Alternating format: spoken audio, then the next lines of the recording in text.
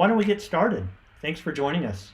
My name is Simmons Bunton. I am the editor-in-chief of Terrain.org, and you have joined us for what is going to be the most amazing online reading of the year. I know it hasn't happened yet, but I just have that sense that that's what it's going to be. So you've told us where you're at. That's great. I'm here in Tucson, Arizona, where I respectfully acknowledge my presence on the traditional and ancestral lands of the O'odham and the Pascua Yaqui, as well as the beautiful saguaro and creosote populated valleys, hills, and arroyos nestled between the Santa Catalina, Rincon, Tortolita, and Tucson mountains. I think I got them all four of them, right? Santa Rita, Santa Catalina, yeah. So thank you, first of all, to our readers this evening. Maurice Carlos Ruffin, Jennifer Sweeney, Melina Walling, and Sean Sam, thank you all so much for joining us. Thanks to our audience members for joining us as well. I'm so excited that you're here this evening. It looks like it might start raining anytime here in Tucson, which is pretty exciting for us down here. I want to thank Elizabeth Dodd for moderating the session this evening. She'll jump in here in a minute just after me.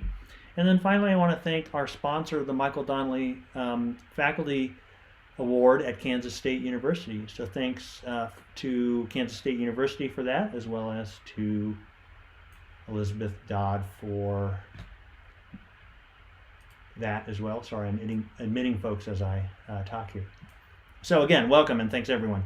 If your connection becomes slow, you may want to turn off your video. In all cases, please remain muted, but you're welcome to post your questions and other positive feedback in chat, and we'll open it up for audio after everybody is done reading. We are recording this, as perhaps you've seen, and this and all readings are available on the YouTube channel, which if you'd like to go there and subscribe would be awesome. That's at youtube.com/c/terrain.org. And our series, and this is actually the first reading of 2022, but our series is held on the fourth Monday of every month. Our next one will be on April 25th, and that's our annual Poetry and Earth Month reading. This year that will feature Joe Wilkins, Scott Edward Anderson, and Elizabeth Aoki, who's here in the audience, I see. The links to register for the reading may be found on Terrain.org as well as our Facebook page once those are generated, which should be by the end of this week. Let me just admit one more person here real quickly. Thank you. Okay, I'll be posting links to our readers' work in Terrain.org as well as their book links in the chat in support of our readers this evening.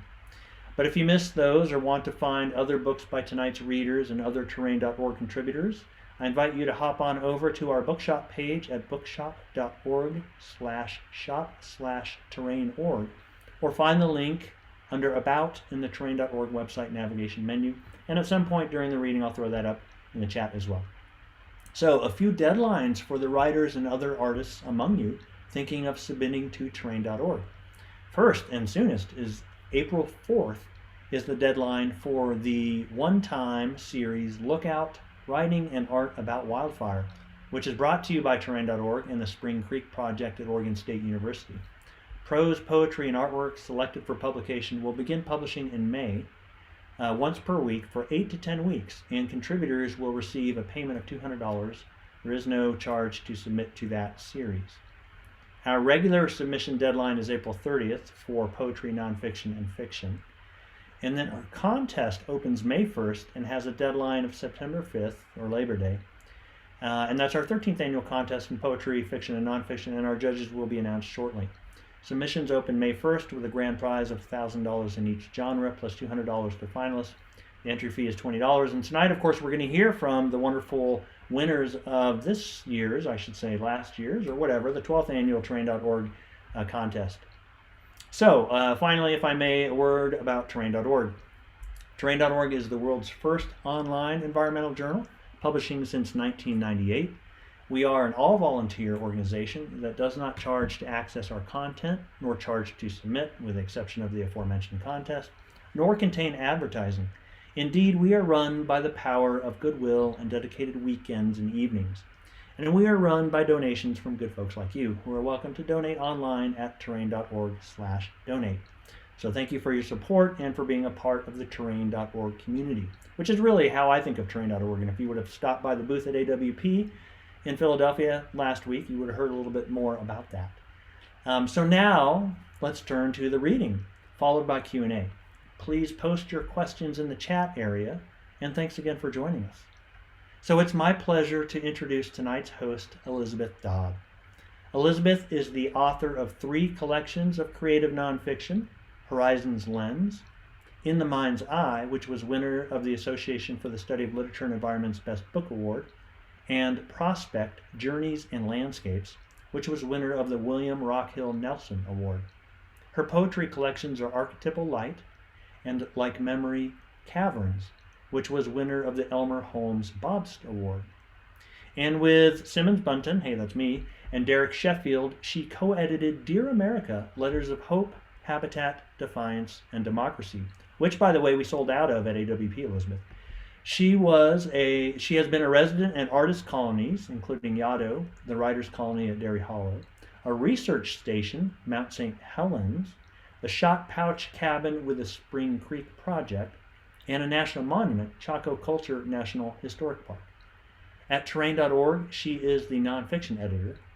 And for the Association for the Study of Literature and Environment, or ASLE, she is co-director of the mentoring program. Whew, that's a lot. So apparently the adage is true, judging by Elizabeth's bio. If you want something done, give it to somebody who's busy.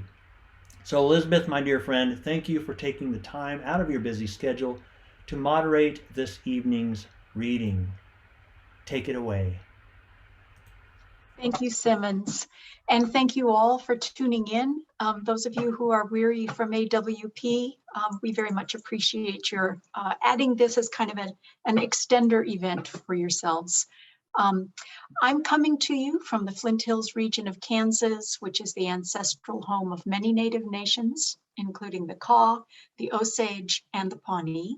Kansas occupies homelands of several tribal nations and is currently home to 4 federally recognized tribes: the Prairie Band Potawatomi Nation, the Kickapoo Tribe in Kansas, the Sac and Fox Nation of Missouri in Kansas and Nebraska, and the Iowa Tribe of Kansas and Nebraska.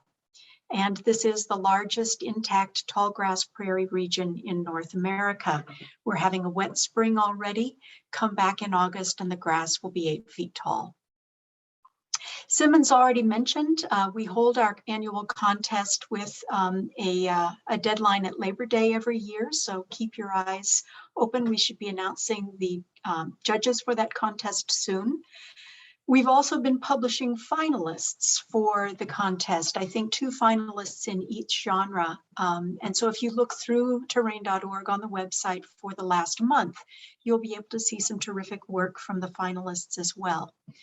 But tonight, we're going to have the winners, and I'm so grateful and happy to be hosting and going to listen to all of you read your work, along with that of one of the judges. We're going to start with Sean Sam. Sean Sam's writing has appeared in Salt Hill, the Malahat Review, the Westchester Review, Ellipsis, ... Literature and Art, and he has taught at the Emerging Dene Writers Institute program. He is a member of the Navajo tribe. He's a founder of Ligeia Magazine, a literary website that's based out of Baltimore, Maryland. His winning story, The Frontier, was selected by Maurice Carlos Ruffin, who will be our final reader tonight.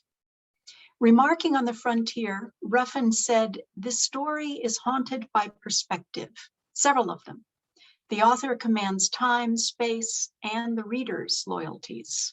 The protagonist is Native American and searching for a mixture of vengeance and legibility. I see this human and feel their concerns deeply. I won't soon forget this story." Sean, will you please read to us?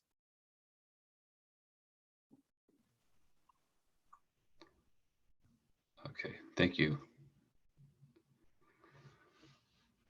I waited and studied them, the people in the pit. Sometimes they spent hours at the dig site, their bodies appearing and disappearing in the sediment. And sometimes they spent just as long in the blue tent beside their man-made chasm, no doubt analyzing their findings, poring over bones, congratulating themselves on finding what did not belong to them. Their science existed to look backward. I knew about bones too, the depth to make them disappear. Occasionally, a new truck appeared at the dig site, and I would monitor the vehicle through my binoculars, noting its license plate and occupants. Always the arrivals were only more researchers. They would stay a few hours before returning the site to one or two settlers, their tent a homestead in the frontier. They were all strangers, being Biligana scientists in Dene territory. They were all flecks of white skin. But their dig site, right outside Chinle, Arizona, was remote. No one watched them except me. After 3 weeks of monitoring, I decided that it was time. I was usually more careful. 3 months or more between each self-defense was my normal cycle, 4 spokes in the wheel of a year. But I didn't know how much longer they would be at the site, and I felt I had a good grasp of their schedule. Saturday mornings, the party divided and left one digger alone. That person would take a trip into town. Their route, a 2-lane road, serried by boundless desert. After midnight on Friday, I did something stupid and left my blind, taking my 30-30, making my way to the dig site. My granddad, who I felt always resented me for being half white, went on about how full of life it was here, how Dene can feel ancestors in the junipers on the reservation. No, that valley was empty of almost anything except me. I stood outside their tent and tried to listen to them sleeping, imagining their colorless dreams. The night was cold and cool. Beside the tent, underneath a tarp, its bones slipping off sediment, the skeleton of an ancient being was bubbling to the surface. I saw my hand reaching in the moonlight to raise the tarp. I had no idea what creature lived underneath, but I wanted to take a piece of it with me. Maybe the jaw, forget the heart or brain. The soft organs don't last. Take the teeth, right where the essence exists, living in the act of chewing others. Instead, I moved away from the tent and inspected their truck's wheels. Spike strips were too dangerous to set up. A native officer had recently died during a police chase nearby. I thought about him flailing to plant the strips, the suspect's headlights overtaking his body, all that white before death. Yes, a direct shot at one of their tires would work better. I would take aim between their camp and the nearest town, anywhere open and empty. The next morning, I watched the site through the scope of my rifle from at least a mile out. A single shape crept across the desert like an ant over a table, moving with an insect's militaristic purpose. Checking their tools, their tarp, their tent. They must have believed they were alone. The settlers started their truck and drove along the road. Bringing my rifle into a tighter position against my shoulder, I steadied myself, and I began my breathing ritual. My brother John taught it to me years ago when we used to hunt elk, long before he ran away to become a deep sea diver. John said, take 3 deep breaths in and then hold. When you let out the last breath, you visualize a vase, like grandma's pottery. He said the fewer colors on your vase, the better. No details to distract you. Make it bone white. Then you look inside it, see everything in there, where you are, the field around you, and then empty it, pour it out, drink it, evaporate it so the white of the vase destroys everything. The fear will leave with it. Nowhere left for it to live. When I took the last breath, I saw myself prone in the dirt.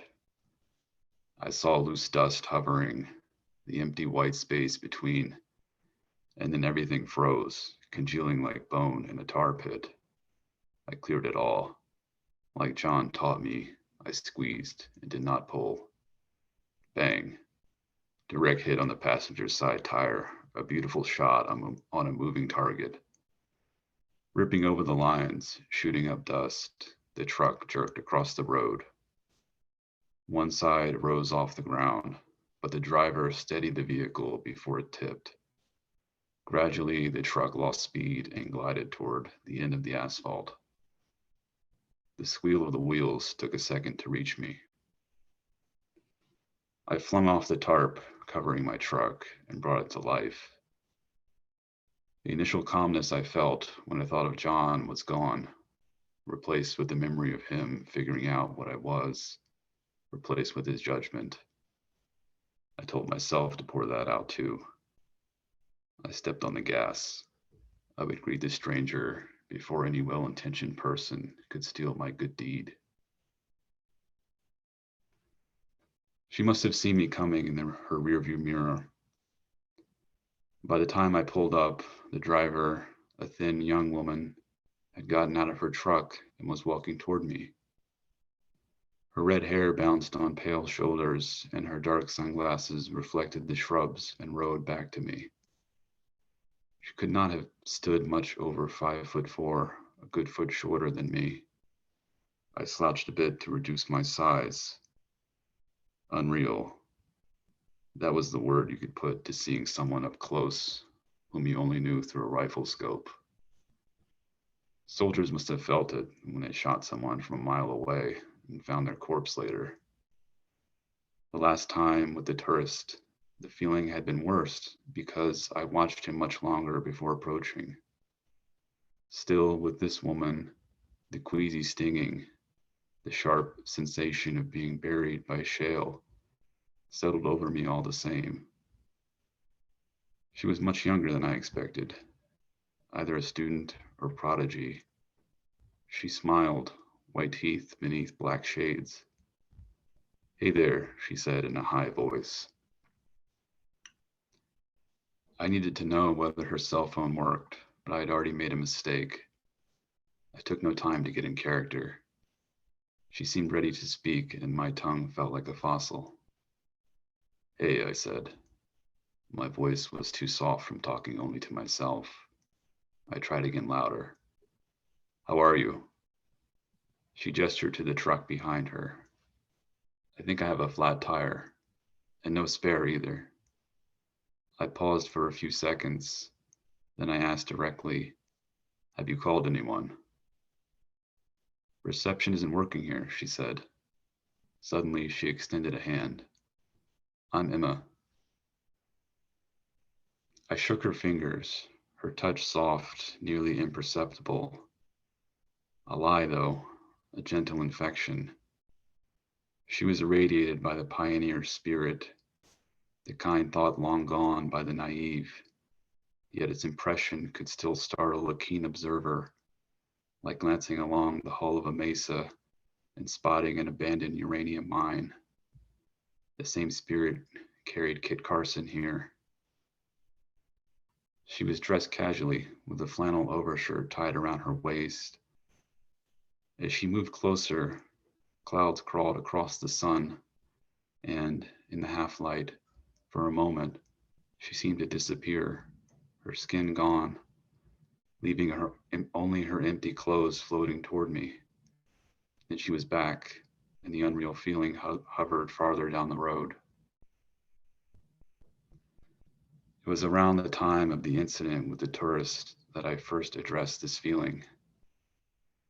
I dealt with the odd untethering by creating a personal philosophy, my theory of the post-apocalypse, and it helped me immensely.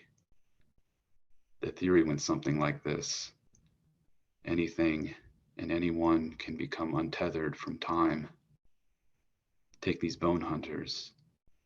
They were continuing their normal lives, normal culture, going to school, but I, in contrast, was a posthumous person, my culture the figment of what it once was, an exhalation left over from a post-apocalyptic mixture of plague and genocide.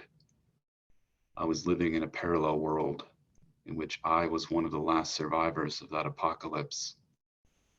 They did not realize this alternate reality existed like a bubble within their own.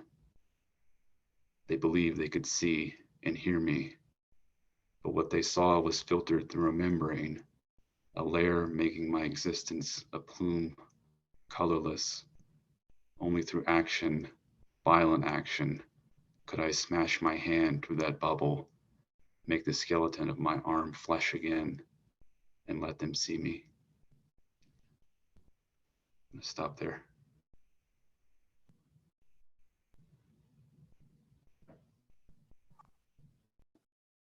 Thank you, Sean. And everyone, you will want to finish this story if you haven't read it already. You've only begun to hear the voices. So thank you very much, Sean. Wonderful. Our next writer is Melina Walling. She is a writer, photographer, and a storyteller from Wayne, Pennsylvania. She earned a BA in English and an MA in environmental communication at Stanford University and spent the summer of 2021 as the Mary Withers Rural Writing Fellow at Boyd Station in Boyd, Kentucky. Her work has appeared in several publications, including the Cincinnati Enquirer, the Bucks County Courier-Times, Stanford Magazine, and Forbes.com. She's currently a bioscience reporter for the Arizona Republic, where she covers health, technology, and the environment. Her essay, The Snake in the Sanctuary, was chosen by Judge Amy Nizuka-Matatil. In her comments, Nizuka-Matatil wrote, "I could have chosen this essay for Terrain.org's creative nonfiction contest based solely on its unique and topical look at our current climate of worry. But I chose it because of its beautiful, if weary, and surprising look at the natural world from someone who, quote, never felt like she was made for the wild." Melina, welcome. Will you please read to us? Thank you so much. Yes, and thank you for that introduction. So my essay is in 4 parts, and I'm going to try to read the first 2. So we'll see if we have enough time, but thank you all. Can you all hear me okay? Hopefully. Okay, great, thank you. Part 1, Sheshanaga and Vasuki. Sheshanaga is supposed to be a highly poisonous snake, but Lord Vishnu is resting on him without fear or worries. If the fear overpowers you, it may shatter your peace. From the Brahma Purana. The snake had curled itself into a corner, wedged behind the vegetable patch. It was a beautiful speckled thing, long and sinuous, the curves of its body woven over the rocks like a skein of yarn. When Aji saw it, she gasped, a raw breath that set her whole body trembling. Her eyebrows knit into an expression of horror. She scrambled backward, dug her nails into my hand. I wanted a closer look. She wanted to get as far away as possible. "Get back, Ayo, get back," she cried. I let her pull us up the steps to the porch, her soft hands clammy against mine. When I wrapped my arm around her, leaning my body down around her small frame, I could feel her chest heave. Through her tears, I could see the sun flash tiny reflections off the artificial lens from her cataract surgery, small glints shaking like the rest of her body. "It's just a snake," I said. She nodded, but I knew she didn't believe me. Every morning, my grandmother rises with the dawn and sits cross-legged beneath images of deities wrapped in snakes. She bows her head reverently to a portrait of Shiva, whose broad blue chest is adorned with a hooded cobra named Vasuki, who encircles his neck. She balances freshly cut flowers on an idol of Sheshanaga, the many-headed lord of the snakes, who floats on the endless ocean and supports a reclining Vishnu, the protector of the universe. She finds comfort in a pantheon of terrors, lions and bears, fires and floods, yet she fears wild animals and drowning and thunderstorms. It was only after she reacted to the snake in her garden that I ever stopped to wonder at the contradiction. A few weeks later, on the path near my own house, I found a small snake, no bigger than my hand, basking on the sun-baked asphalt. The memory of Aji's sobs rang in my ears as I crouched to the ground. I noticed this close how its scales interlocked like her knitting stitches. Knit, pearl, knit, pearl. A distinctive line down the center of its back told me that it was a garter snake. I'm not an expert on wild things, but sometimes when I find something beautiful or unknown in nature, I turn to the internet for information, a tool Aji did not have for most of her life. This time, I asked Wikipedia whether the echoes of Aji's fears have any merit. My search yielded reassurance. Garter snakes are harmless to humans. I considered this as I reached my finger out hesitantly toward the still creature. As it looked at me, the light caught on its thin amber iris. Its eye glistened gold in the light. I knew with a sense of calm that Aji would never understand, that the snake would not hurt me. When I touched the ribbon of its back with my pale index finger, it hardly moved. For a moment, I wondered whether it was even alive. Then, like its way of blinking, it slipped its forked tongue softly into the air. I took it as a sign of greeting. I did not want it to be an act of rebellion, but I knew that it had been. I had gone 23 years without ever touching a wild snake, much less getting close enough to see the glint in its eye or the pattern of its scales. I had been afraid of a lot of things in life, but never of this. That had always been Aji's fear, and for a long time, it was enough to hold me back too. She's never been officially diagnosed, but we all know Aji has anxiety. She stockpiles frozen pizzas in the garage refrigerator. She throws a penny and a handful of mustard seeds and dried chili peppers out the car window on our way to formal events to remove drishti, the evil spirits that flock toward beautiful and well-dressed people.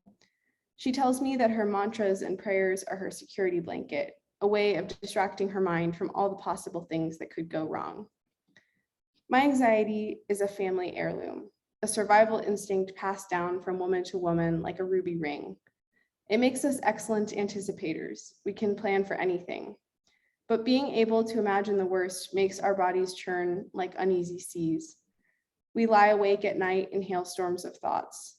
Our stomachs roil, we skip breakfast, our cheeks turn red while giving speeches. Our worst case scenarios, however, look different. Aji imagines us struck by lightning, drowned in the pool, stranded in a desert without food, fire, floods, famine. I imagine other terrors, failing in a work meeting, failing a calculus test, parties, first dates. They might seem like different orders of magnitude, but I know firsthand how illogical and all-encompassing and physically debilitating an anxiety disorder can be. My freshman year of college, when my anxiety reached its peak in a new and completely unfamiliar place, I would retch as I brushed my teeth in the morning and see spots as I biked to class because I couldn't keep food down. Sometimes I watch Aji pick at a tiny portion of rice and wonder how often over the past 67 years she has felt the same way. We both fear the future, the unknown, but the ways we imagine the future are so different.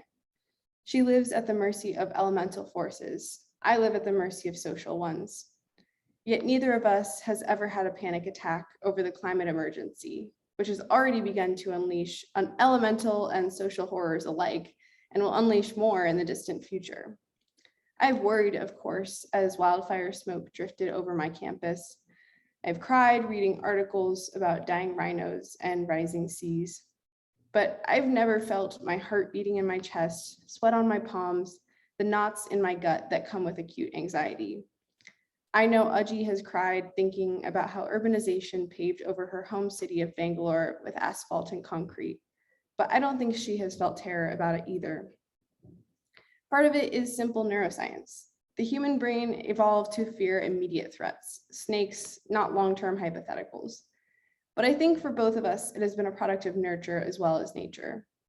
For Aji, a devout Hindu, the fate of the planet has already been described in scripture, a cycle of endless death and rebirth, not limited just to us, but to us humans, but to planets and eons and galaxies. She says that right now we live in the Kali Yuga, the age of darkness, vice, misery, strife, and hypocrisy. How could she fear anything as distant as climate change if the divine force she worships has ordained it, promising the beginning of a new and better time when everything collapses into ruins?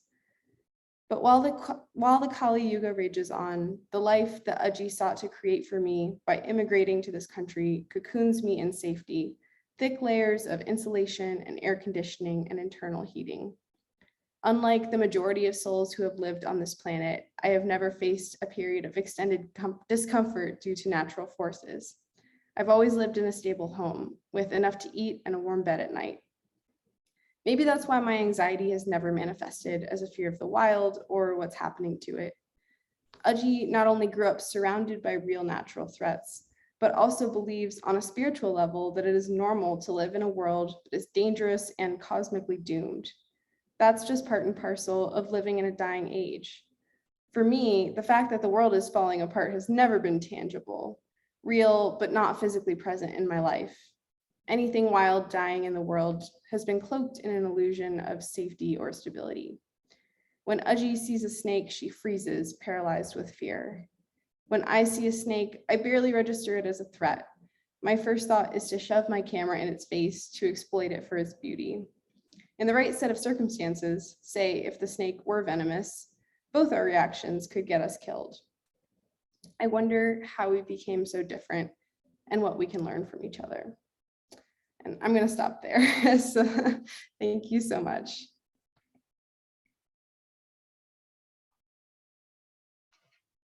Thank you, Melina.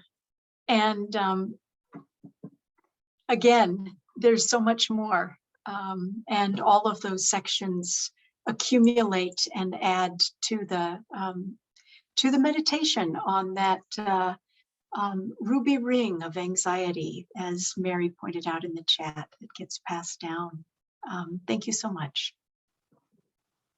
Our next reader is Jennifer K. Sweeney. She is the author of 4 books of poetry, most recently Fox Logic, Fireweed, which was winner of the Backwaters Prize from Backwaters Press and the University of Nebraska. Her other collections are Little Spells, How to Live on Bread and Music, and Salt Memory. She's the recipient of many awards, including the James Laughlin Award and a Pushcart Prize, and she is a previous contributor to Terrain.org. She teaches poetry workshops privately and at the University of Redlands in California. Her work was chosen by the poet Ellen Bass, who said, "These poems drew me in immediately with their rich images and music.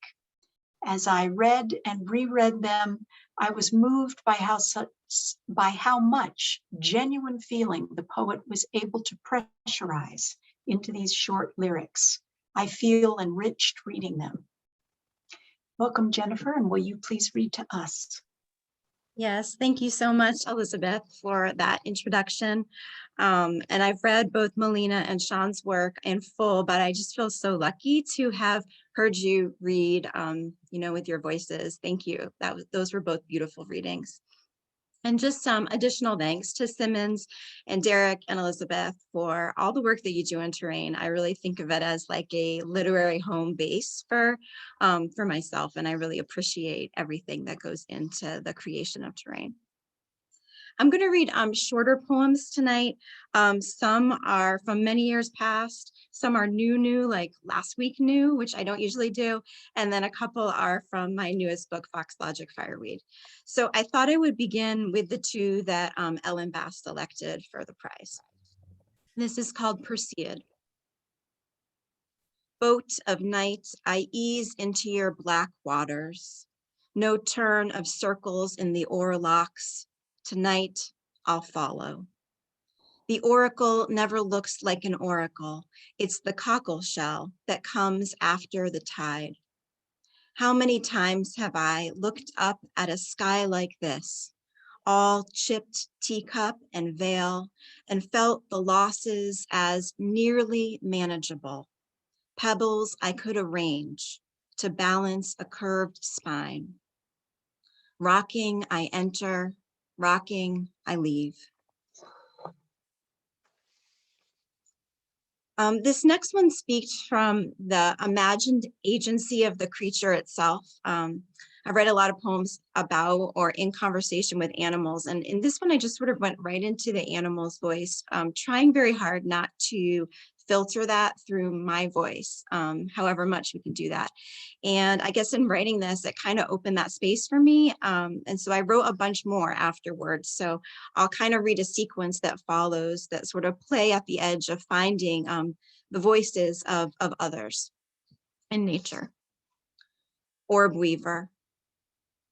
I'm particular as an eye, unwritten as a lament, teeth in my net, I sing in circles a rare translucence. Labyrinth, sheath, water laces me into being.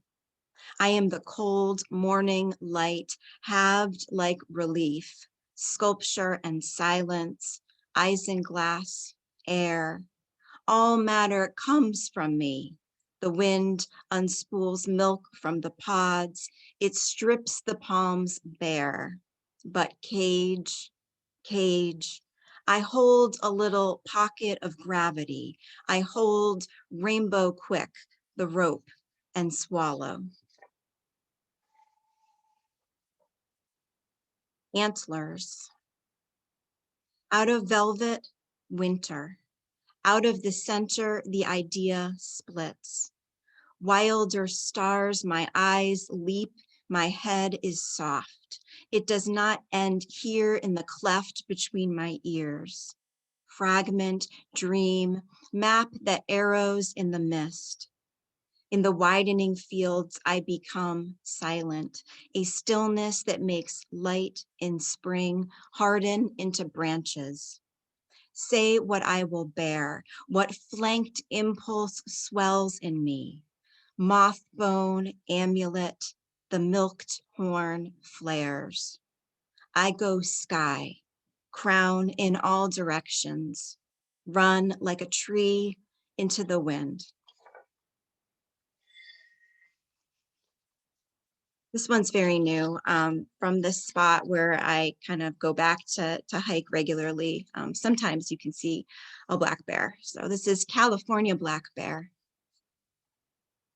Seeing time comes again, sliding its overshine up the peaks. Oh, that it comes so soon now, trying to reach all the layers to the brownest dark, where darkness hides itself in holes. Don't sing to me, sweet, deep dark, when the berries are red, red, and I can thicket paw through. I am mouthfuls in the swish of a warm while. One bear, two, we pad deep in yarrow. Which hum to follow? Which hum goes gold? Trundle the stream, we unsleep into water that is one water, elegant and cool. Lucky swipe a fish, go where the one water goes. Thin shine now, when the light leaves, it leaves to nothing.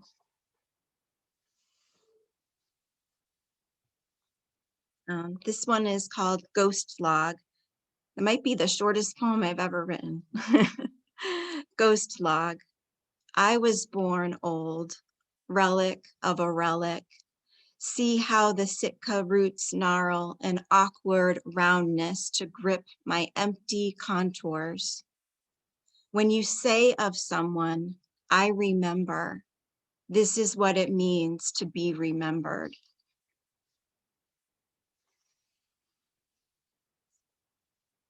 This is one from Fox Logic Fireweed, and we have such a great creature on the cover. Since I'm kind of invoking all these creature voices, I just want to hold it up because that fox is so beautiful. Just want to put him out there to add to the space a little. So this is bat milk, and this is kind of my voice just marveling at the mammalian similarities and differences in the bat. Bat milk. They do, inside the living mountain where night is a constant, curl up like a god's shuttered eye and wait as I waited. Body of my body, we sing the same blood-warm song. Casements wrapped in ink, they are to themselves the center of the earth by which all things distinguish, though still they may ask, as I have asked, staring across the battered plain. What monster am I? Midwife of shadow, the first milk breath hums in the mineral sky.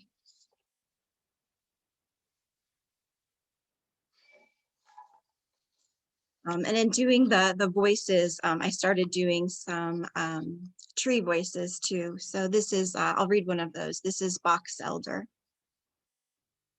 I root the stream bed, the slow current roots me. Things pause at the water, stilled by its delicate plash, but do not in me see motion, knobby, squat, a sentinel. Do not taste my sugar sap or feel the columns of wind along my fissures. Come closer, I become a tussling, a forager of through light under oak woods. I make shadows under shadows, a curved winged rush work. 3 bears follow the bank at dusk, paw the wet earth. I spill, inspill. And I'll just end with 2 that appeared in Terrain many years ago. One of them showed up in Fox Logic, and then this one will be maybe in something new.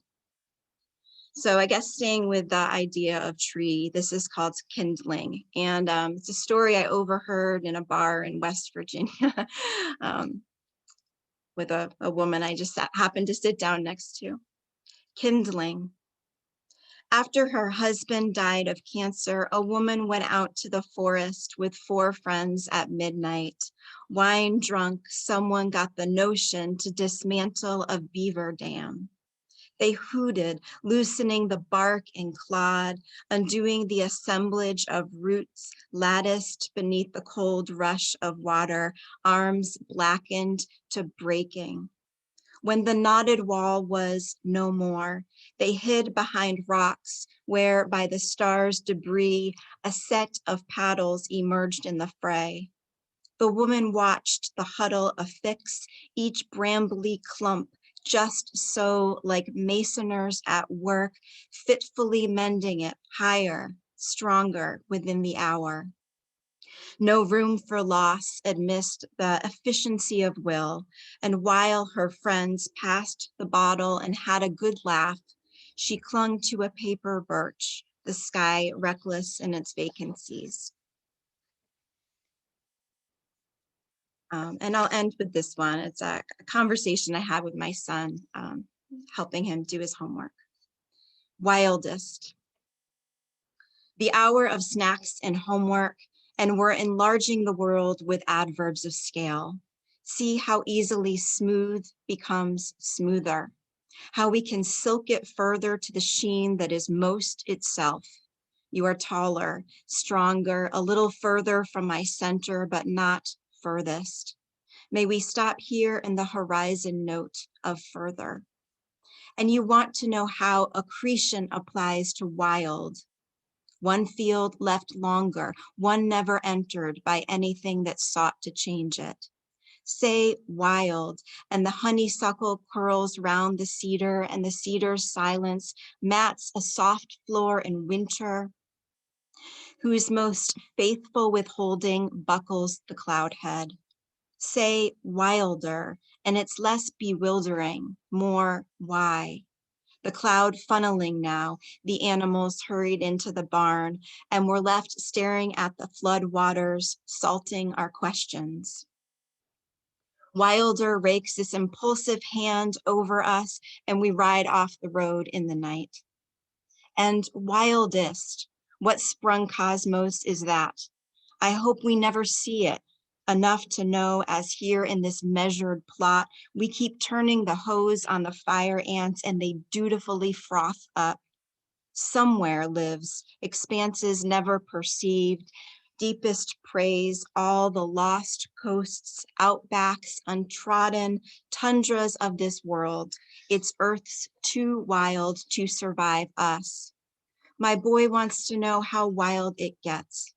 As long as there is land that has never breathed in our borrowed must of oxygen, then the mandrakes quiver in their sacks. As you curl into sleep, the dryad is out there, pressing her most unburdened head against evening's northeast altar.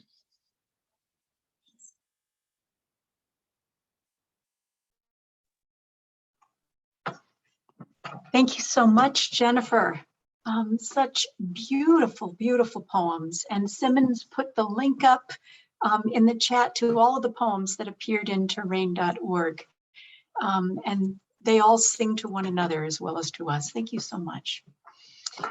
A reminder, if you are saving up questions for our writers for Q&A at the end, you can dump them in the chat towards the end. I haven't seen any come through yet, but you can hang on to your ideas and put them in the chat in a bit. We will have some time for Q&A at the end.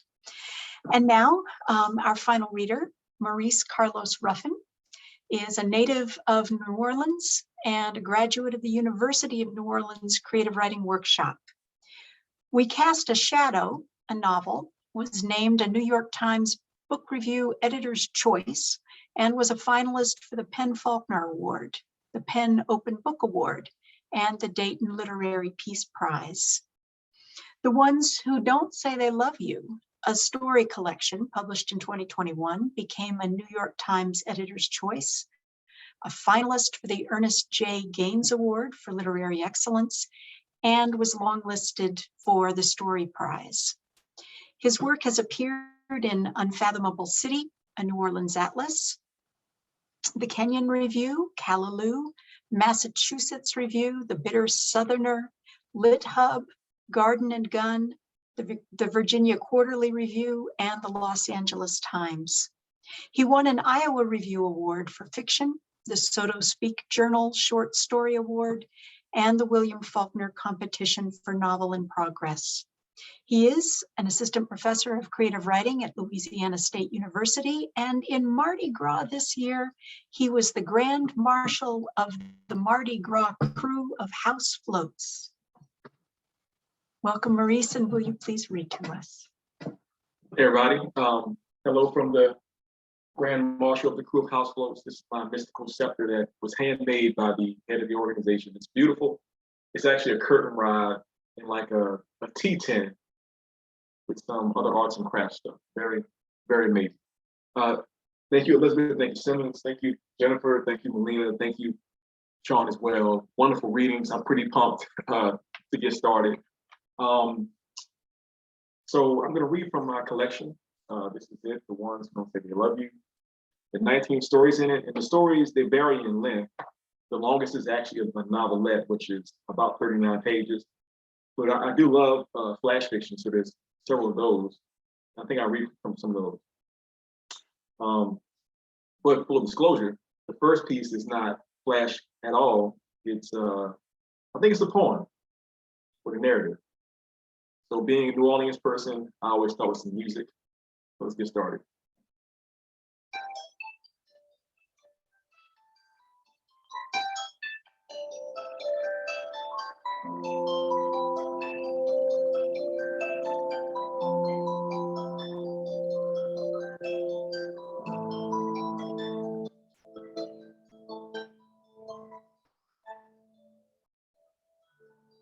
Spinning.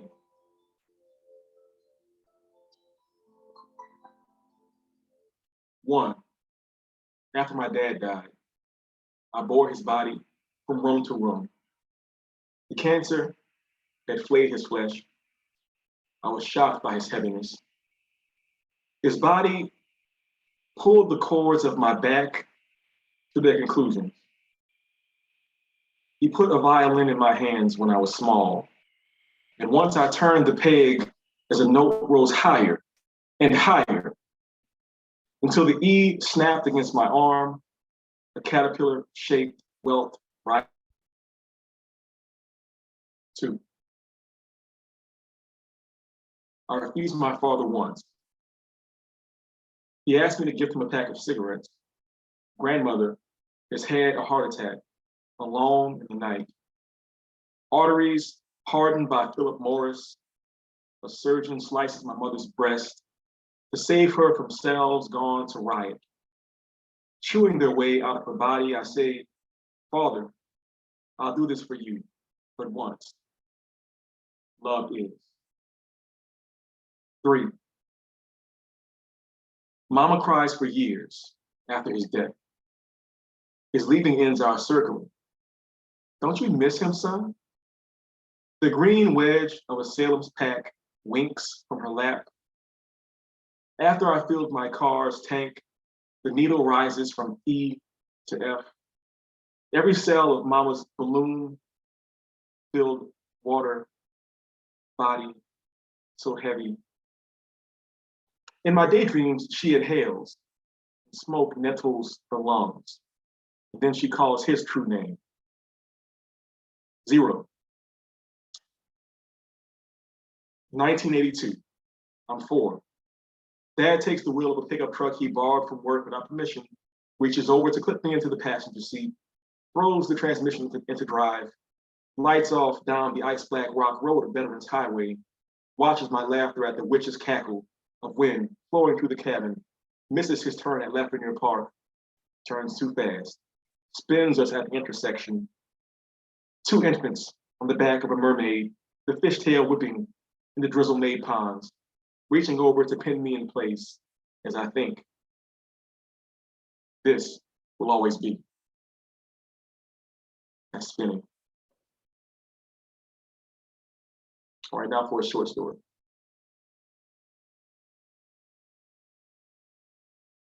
This is a flash piece, it's pretty short.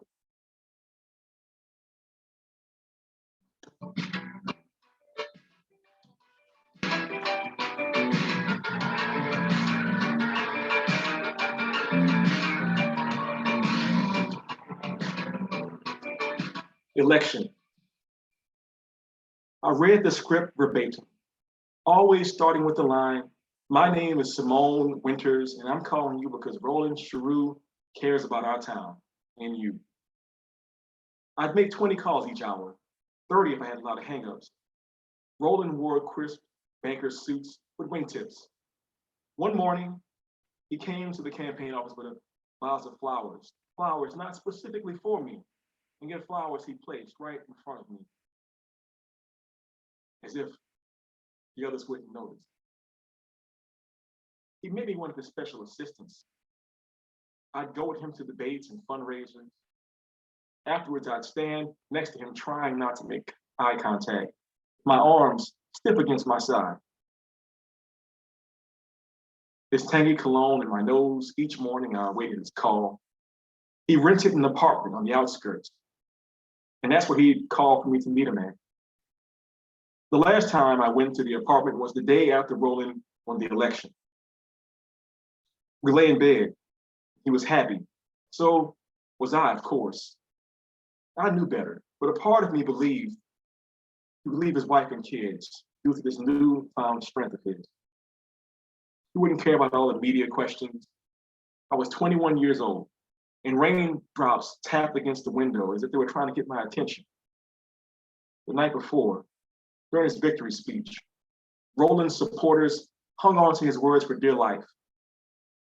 He spoke about how together they would solve all the problems once and for all.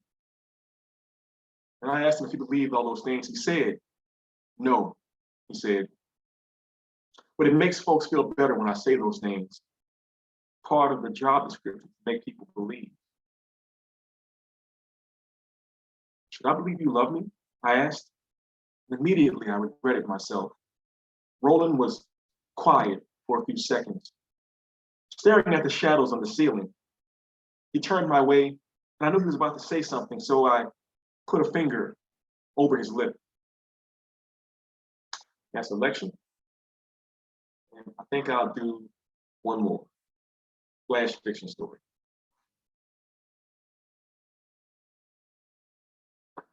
So if anybody's ever seen that old Dave Chappelle show from a long time ago, it was a sketch show, very irreverent, very over the top. And maybe the most famous sketch he had was about a guy who was in the Ku Klux Klan, but he was Black. And the reason why he was in the Klan is because he was blind. So the character in that skit was called Clayton Bigsby. You can see it online. It's still hilarious, even now, I think 18 years later or something like that. So, when you're trying to make up short stories, you just take whatever's at hand. And I was thinking about that story, and I decided to make a flash fiction story based on that. So it is appropriately enough named after Chappelle's character. And this is before all the recent madness with Chappelle and everything else, but the story is called Bigsby.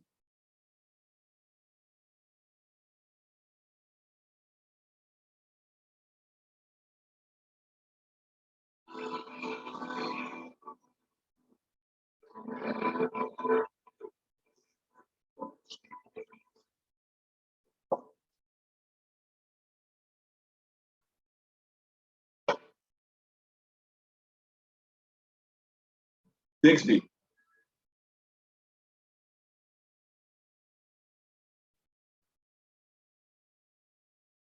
And that's the way it was when I was young.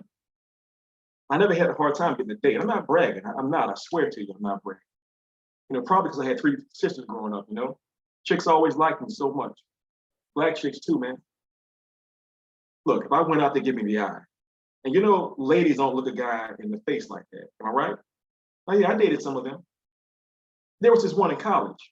I haven't thought about her in some time. Aisha. She got closer to me than most of those girls. And by junior year, I was staying at her apartment more than in my own dorm. We got along well. We had everything together for a while. Picnics in City Park, day trips to the beach in Biloxi. People would stare. At first, I thought it was because she was so good looking. And she had this shape. And I'm not just talking about her hips and stuff, man. She had a heart-shaped face and those eyes. But we fizzled out. And that's right, yeah, that's when I met Samantha. Those redheads, bro. Give me 5. Why you always gotta drag that ghost out of the closet? You wanna know what happened to us, Kyle? I'll tell you what happened. And then don't you ever bring this up again. And this whiskey is shit, man. It's giving me a headache. You gotta order something better. Don't be so damn cheap all the time. Samantha? Yeah, Samantha. She was perfect. And we fell in love quick. It wasn't just the usual things like compatibility and looks, you know. She was ambitious. She wanted to make an empire with me. And her father he was older and had this company that put video poker machines in all the bars around town. Well, I know it don't sound like much, but do you know how many bars there are in New Orleans? That thing was loaded. And she wanted to take over one day and keep expanding it. So one day I came home to our condo downtown. She was my fiance by then. We were thinking about a June wedding. We were gonna get married in June, I remember that. We were talking about buying a house over in Old Metairie, starting a family. Her parents would cover the cost of everything. They'd have to. My family had nothing to contribute. And I had less than nothing myself. That day, the condo was so quiet. I thought Samantha was out for a jog, or maybe down at the coffee shop. But there she was, sitting on our bed, holding some paper. Her face was all blotchy. She looked terrible. And she asked, how could I lie to her that way? And then she threw the papers at me. They fell on the floor. And I'm thinking she's accused me of running around on her or something, you know, like she'd hired a PA, a PI, you know, one of those guys. But I wasn't like that anymore. I picked the papers up. It was one of those breakdowns from a company that checks your DNA. It wasn't her idea, she said. Her mother must have swallowed the cup I drank from or something. I was furious. I mean, who does that, bro? I could have punched a hole in the wall. The percentages were highlighted. I had plenty of points on the European side of things, like Irish and Italian, but it also said 24% sub-Saharan Africa. This was news to me, and that's what I told Samantha. And she said that she wasn't a bigot, but she had to think about her parents. And what she told her friends, her nana. I moved out about a week later.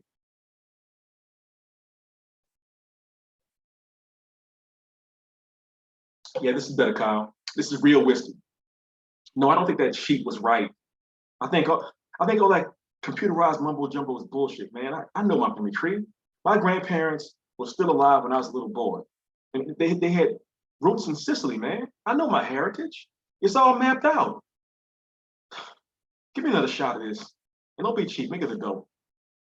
The funny thing is, years later, I ran into Aisha at that festival they throw out in Ponchatoula. Yeah, that's right, the one with all the strawberries. And we, me and Aisha kind of picked right up where we left off. Like nothing had changed at all. And eventually one night I told her about those papers and she was all like, oh, I sure reckon. You ain't got no pink in your skin. That's why you're so fine. I'm kidding. She didn't talk like that. She was snooty, Aisha was. Had gone and gotten herself an English PhD. Taught at a college. Spoke better than I did. Spoke better than I do. A couple times I told her that sheep was wrong. She just nodded at me. We didn't end up lasting that long the second time around. I couldn't have Aisha loving me for something I'm not. That's big. Thank you.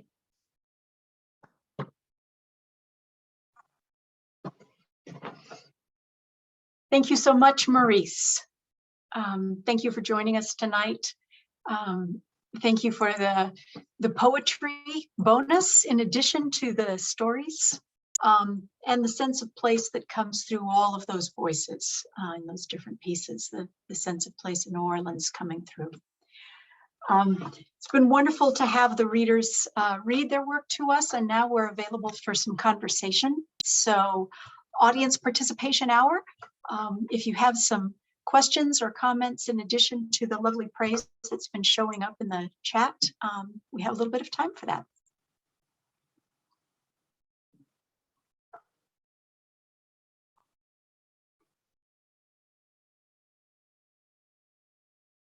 It looks like there's a question that just came into me. I think probably Andrew meant to send it to everybody. Andrew, do you want to unmute yourself and ask this question? Okay. I didn't know how that's how we're doing it. Yeah, it's for, I'll try to paraphrase what I wrote. It's for Melina. I really enjoyed the essay portion that you read.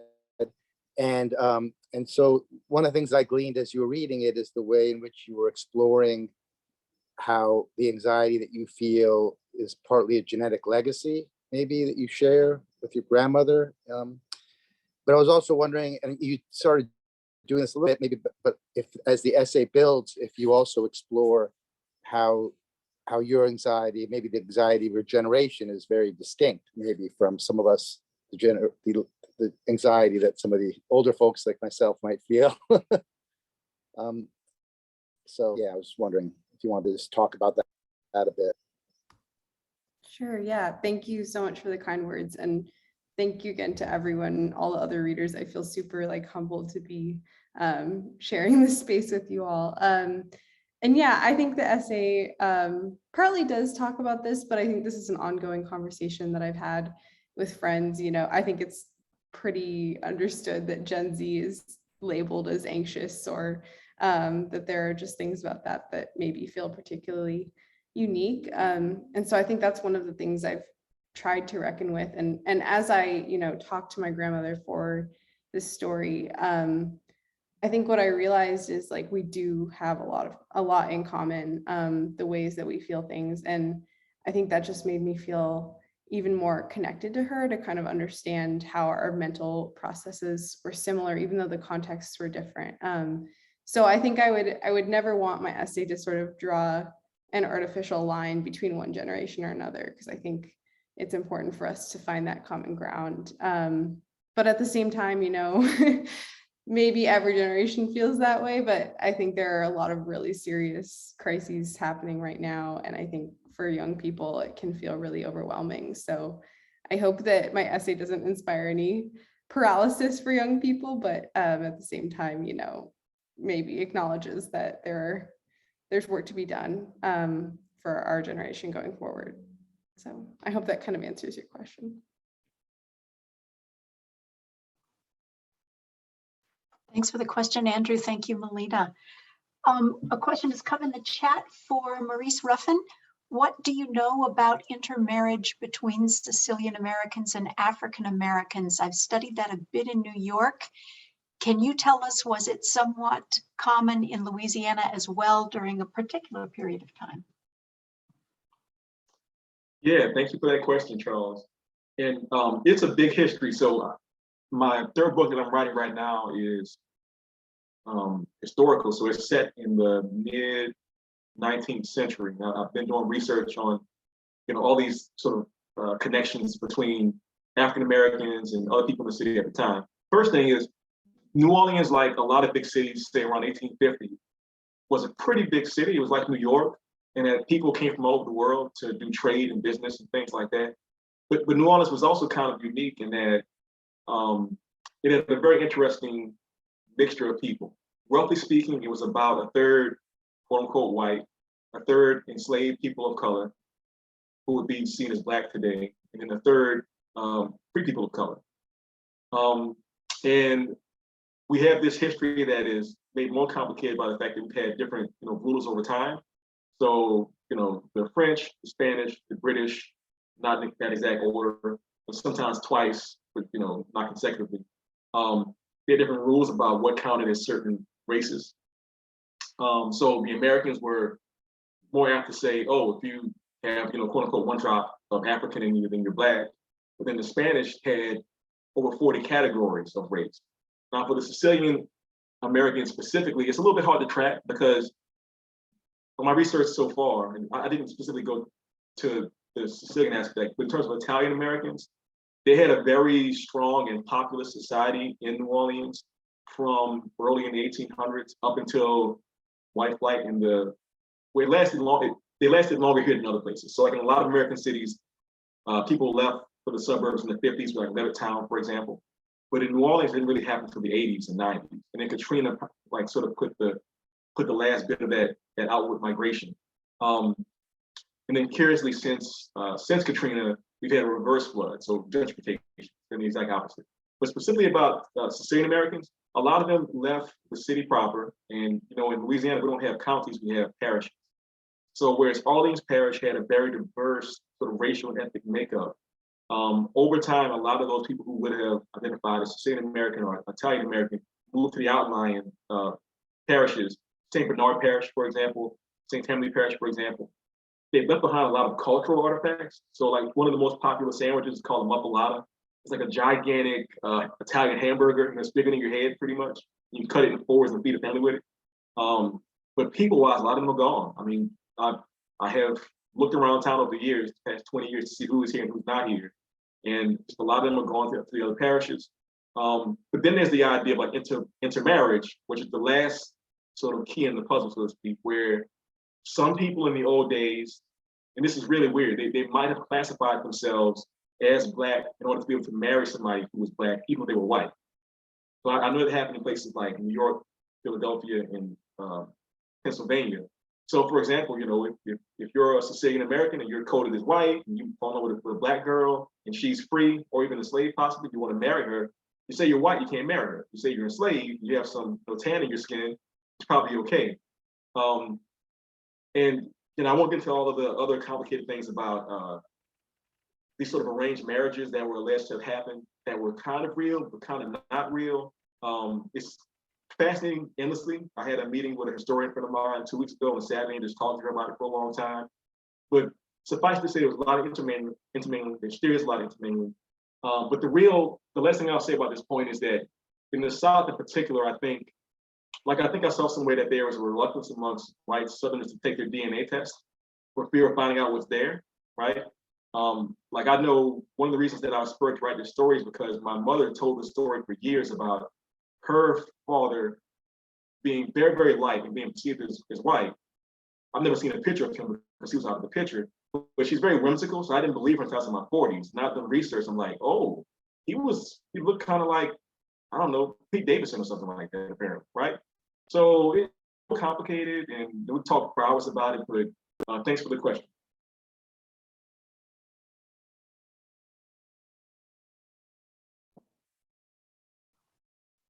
Thank you, Maurice. Anyone else? Any questions? I have a real simple one for Jennifer.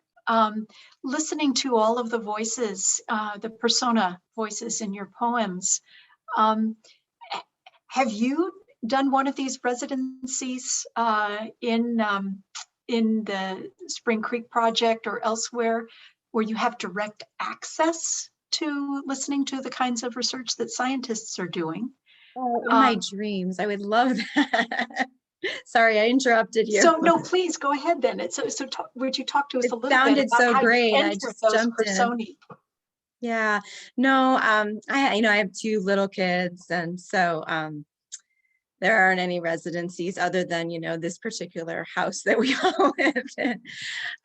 But, I take them out to nature like constantly. And so sometimes, we'll just sit outside, all since they were, young, and just say, well, here's your journal, here's my journal. We're going to all sit and write or sketch or talk to the animals for a while. And, I laugh because my son, the one who I wrote about doing the homework, I'd put him outside sometimes to do his homework, and I could hear him talking to the mourning doves, doing their call, and they were calling back to him. So anyway, that's not really an answer to your question, but I have not done any of these residencies, but we do connect ourselves very deeply to the mountain kind of area that we live in. And I grew up in New England, kind of just wandering the woods by myself. That was what you could do in the 70s. And so I go back to the forests of my childhood and the ones that are here that I try to, continually be a part of. So someday I'll go back again. More deeply. Yeah. Okay, thank you. If no one else, I've got one I'd like to pose to Sean as well, if we have time. Simmons, for just one more. So Sean, I was so struck first in reading your story and then in listening to you read it aloud as well. How the language of fossilization and the language of the study of the land, the Western scientific study of the land, pervades the story, and it pervades the narrator's voice as well. And so the question that's emerging from that a little bit is the sense of geologic time as sort of a negative presence, psychological or spiritual presence for this narrator. And so for anyone who hasn't finished reading your story and was left with this kind of just introduction, this taste of it, would you like to just say anything more about that sense of weight?